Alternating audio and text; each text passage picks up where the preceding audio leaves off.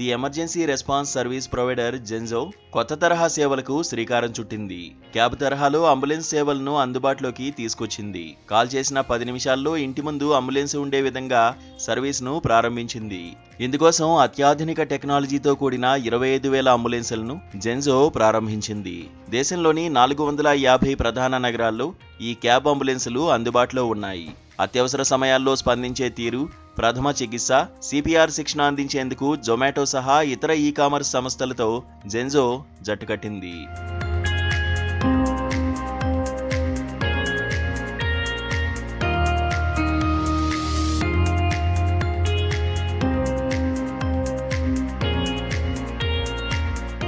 Medical emergency సేవల మౌలిక సదుపాయాలను డిజిటల్ టెక్నాలజీ సాయంతో అందించడమే తమ లక్ష్యమని ఈ సంస్థ సీఈఓ శ్వేతా మంగళ్ తెలిపారు.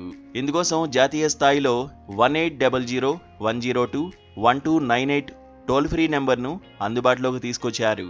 దేశంలో ఆరోగ్య సంరక్షణ మౌలిక సదుపాయాలు బలోపేతం చేసేందుకు హాస్పిటల్స్, స్థానిక అధికారులు, కార్పొరేట్, ప్రైవేట్ అంబులెన్సులతో జట్టు కట్టినట్లు కంపెనీ వెల్లడించింది. డిమాండ్ను బట్టి అంబులెన్సులను పెంచుతామని తెలిపారు.